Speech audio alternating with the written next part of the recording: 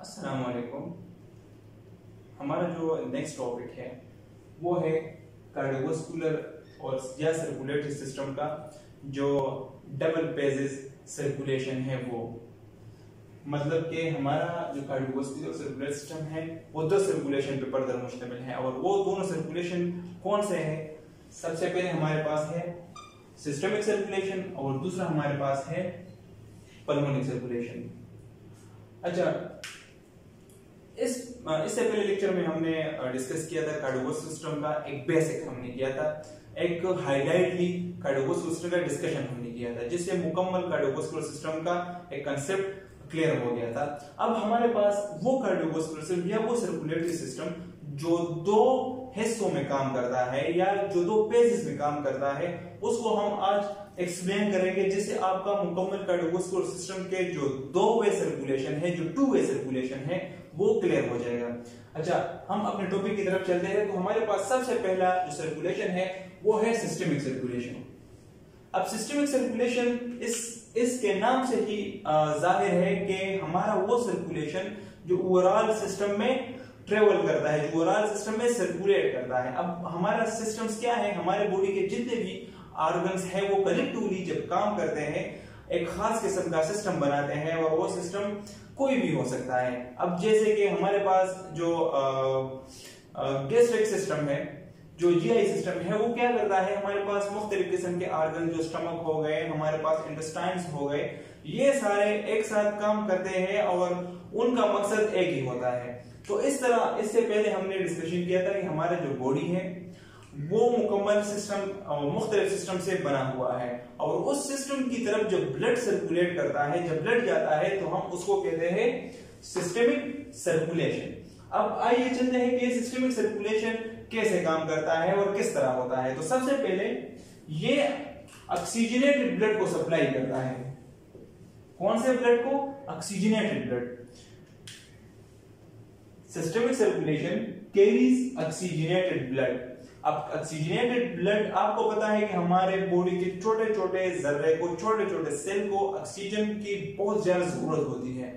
बगैर ऑक्सीजन के कोई भी सेल सरवाइव नहीं कर सकता। तो इसलिए सबसे पहले जो ऑक्सीजन फराहम करता है, जो ऑक्सीजन की ट्रांसपोर्टेशन करता है, वो कौन करता है? हमारा ये सिस्टमिक सर्कुलेशन। ठीक, समझ गए? अच्छा, अब ये ऑक्सीजनेटेड ब्लड कहां से जाता है? वो कौन सा ऑर्गन है जिससे ये ऑक्सीजनेटेड ब्लड जाता है? तो वो हमारे पास है हार्ट।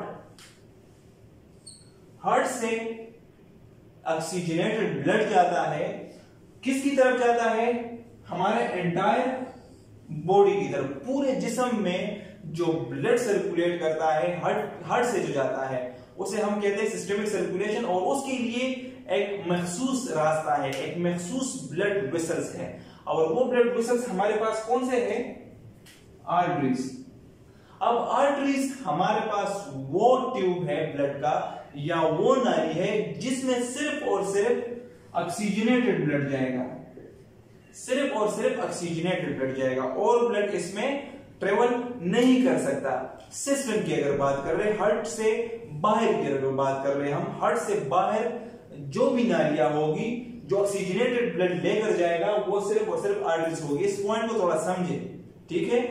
हमारे पास वो नाली है आर्टरीज जो जिसमें सिर्फ और सिर्फ ऑक्सीजनेटेड ब्लड हार्ट से पूरे सिस्टम या पूरी बॉडी की तरफ जाता है। अच्छा, इसके बाद एक इसका जो सिस्टमिक सर्कुलेशन का एक पेज था वो कंप्लीट हो गया, ठीक है? जो आर्टरीज के जरिए ऑक्सीजनेटेड ब्लड बॉडी की तरफ चला गया है। अब दूसरा पेज इसका क्या होगा? वो होगा वापस वेस्ट गैसेस। अब वेस्ट गैसेस हमारे पास कौन से हैं? डीऑक्सीजनेटेड। इसमें कौन सा गैस होता है? Carbon dioxide. अब इससे पहले हमने जिक्र किया था कि ऑर्गन या सेल की तरफ जब ब्लड जाते हैं तो वहां पे वो अपना काम करता है। जब अपना काम परफॉर्म करता है तो उससे वेस्ट प्रोडक्ट बनते हैं और वो वेस्ट प्रोडक्ट ऑक्सीजन का क्या बनेगा? Carbon dioxide. अच्छा, उस सेल से या उस ऑर्गन से वापस carbon dioxide back to heart, दोबारा दिल की तरफ जाएगा। इससे पहले तो इसने पंप किया ऑक्सीजन ब्लड को, अब उसने डीऑक्सीजनेटेड ब्लड को क्या कर दिया? रिसीव कर दिया। लेकिन इसमें दूसरा जो मेन कंसेप्टेबल पॉइंट है वो है वेन्स। सबसे पहले इसने आर्टरीज के जरिए किया, दूसरा इसने वेन्स की तरफ वेन से अपने तरफ रिसीव कर दिया, हार्ट की तरफ जो ब्लड जाता है। दोबारा इस बात को थोड़ा गौर से सुने, हमारे सिस्टम से जब हार्ट की तरफ दोबारा ब्लड जाता है तो उसके लिए एक मखसूस रास्ता है, और वो मखसूस रास्ता कौन सा होगा? वो वेन्स होगा। कौन सा रास्ता? वेन्स। वो आर्टरीज में नहीं जाएगा, वो वेन्स में जाएगा। दोबारा ये बात सुन ले, हार्ट से दिल और लंग्स के अलावा, इसके अलावा जो हमारा सिस्टम है इसमें जो नालियां गुजरी है तो वो दो किस्म की नालियां गुजरी है, एक है आर्टरीज और एक है वेन्स। अब ये जो आर्टरीज है ये ऑक्सीजनेटेड ब्लड बॉडी की तरफ लेके जाएगा, और जब ये वेन्स डीऑक्सीजनेटेड ब्लड वापस हार्ट की तरफ लेकर आएगा। कभी भी हार्ट के बाहर या लंग से बाहर आर्टरीज कभी भी डीऑक्सीजनेटेड ब्लड नहीं लेकर जाएगा, सिर्फ और सिर्फ ऑक्सीजनेटेड ब्लड। ये क्वेश्चन अक्सर एमसीक्यूज में आता है या ईटा के टेस्टों में आता है, इस बात को क्लियर कीजिए, ठीक है। अच्छा, इसके बाद हमारे पास जो दूसरा है वो है पल्मोनिक सर्कुलेशन। अब पल्मोनिक सर्कुलेशन जो है वो भी इसके नाम से ही जाहिर है। पल्मोनिक मतलब लंग्स, फेफड़ों का जो सर्कुलेशन है। अब इससे पहले हमने प्रीवियस लेक्चर में बात की थी कि फेफड़ों की तरफ जो ब्लड जाता है उसमें डीऑक्सीजनेटेड मतलब कार्बन डाइऑक्साइड होता है, वो रिमूव होता है। तो इस स्लाइड में मैंने वो सारा कंसेप्ट मुकम्मल क्लियर कर दिया है। अब आइए चलते हैं, सबसे पहले हमारे पास जो पल्मोनिक सर्कुलेशन है वो कैरी करता है कौन सा ब्लड? Deoxygenated blood.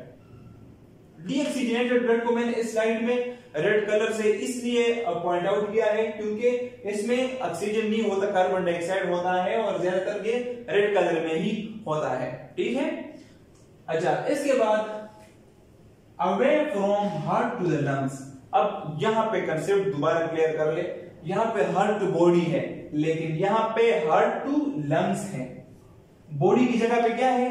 लंग्स है, ठीक है ना। हार्ट से लंग्स की तरफ ब्लड जा रहा है, ठीक है। और कौन सा रास्ता इख्तियार करेगा? पल्मोनिक आर्टरी का। अब यहां पे एक बहुत बड़ा सवाल है, हमने तो जिक्र किया आर्टरी सिर्फ और सिर्फ ऑक्सीजनेटेड ब्लड लेके जाएगा, लेकिन यहां पे ये पल्मोनिक आर्टरी क्यों डीऑक्सीजनेटेड ब्लड को लेके जाएगा? तो गलत हुआ नहीं। हमारे हार्ट और लंग्स के दरमियान जो कनेक्शन है उसमें दो किस्म के वेसल्स होते हैं, और वो कौन से हैं? पल्मोनिक आर्टरी और पल्मोनिक वेन। अब मैंने आपको इसमें जिक्र किया कि हार्ट और लंग्स के अलावा जितने भी आर्टरीज होंगे तो उसमें ऑक्सीजनेटेड ब्लड होगा, और जितने भी वेन्स होंगे उसमें डीऑक्सीजनेटेड ब्लड होगा। तो यहां पे अब जिक्र करते हैं हार्ट और दिल का जो कनेक्शन है। अब हार्ट और दिल के दरमियान जो वेसल्स होंगे तो हम वो आर्टरीज लेंगे, और वो आर्टरीज हमारा डीऑक्सीजनेटेड ब्लड लेकर जाएगा। ये क्वेश्चन अक्सर एमसीक्यूज में आता है कि हमारे जिस्म में वो वाहिद कौन सा वेसल्स है या कौन सा आर्टरी है जो कि ऑक्सीजनेटेड ब्लड के बजाय डीऑक्सीजनेटेड ब्लड लेकर जाता है। तो आपका आंसर होना चाहिए कौन सा? Pulmonic artery. इसका बस एक सिंपल सा ट्रिक है, जब भी पल्मोनिक का जिक्र आएगा और इसके बाद आर्टरी का आएगा तो समझ लीजिए कि इसमें डीऑक्सीजनेटेड ब्लड ही जाएगा। अच्छा, इसका तो एक पेज कंप्लीट हुआ जो लंग्स की तरफ चला गया। अब लंग्स से वापस जो ऑक्सीजन वापस ऐड हुआ है ब्लड में, कार्बन डाइऑक्साइड रिमूव हुआ है, तो वो वापस क्या करेगा? रिटर्न करेगा ऑक्सीजनेटेड ब्लड को। ऑक्सीजनेटेड ब्लड मैंने ब्लू कलर से पॉइंट आउट किया है, और बैक टू क्या? कहां पे? हार्ट। दोबारा हार्ट फ्रॉम लंग्स। यहां पे बॉडी के साथ कनेक्शन नहीं है, मैं दोबारा कह रहा हूं, यहां पे लंग्स के साथ कनेक्शन है। और यहां पे दूसरा जो मेन पॉइंट है वो है पल्मोनिक वेन्स। इससे पहले तो हमने जिक्र किया कि वेन्स में तो सिर्फ डीऑक्सीजनेटेड ब्लड है। अब यहां पे वेन्स में क्यों ऑक्सीजनेटेड ब्लड आया? दोबारा वही बात कि हमारे बॉडी में एक ऐसा वाहिद वेसल्स है जिसमें जो वाहिद वेन्स है जिसमें ऑक्सीजनेटेड ब्लड जाता है, और वो कौन सा वेन होगा? पल्मोनिक। दोबारा ये ट्रिक सुन ले कि जहां पे पल्मोनिक का नाम आएगा और इसके साथ वेन्स का, तो इसका मतलब क्या है? इसमें ऑक्सीजनेटेड ब्लड ही ट्रेवल करेगा, इसकी जो ट्रांसपोर्ट होगी वो ऑक्सीजनेटेड ब्लड की होगी। यहां पे आप लोगों का पॉइंट क्लियर हो गया। यहां पे मैं दोबारा आप लोगों को कंसेप्ट समझा देता हूं। यहां से हार्ट बॉडी की तरफ ब्लड लेके जा रहे हैं, लेकिन वो ब्लड कौन सा होगा? ऑक्सीजनेटेड, ठीक है ना। अब वापस ये बॉडी हार्ट की तरफ दोबारा ब्लड लेकर आएगा, और वो ब्लड कौन सा होगा? डीऑक्सीजनेटेड, समझ गए। और इस फेज में क्या होगा? पल्मोनरी सर्कुलेशन में इसमें होगा हार्ट ब्लड लेकर जाएगा लंग्स की तरफ, और कौन सा ब्लड होगा? वो कार्बन डाइऑक्साइड वाला, डीऑक्सीजनेटेड। और लंग्स वापस हार्ट की तरफ जब ब्लड लेकर आएगा तो कौन सा होगा? वो ऑक्सीजनेटेड, ठीक है। अब पॉइंट क्लियर हो गया।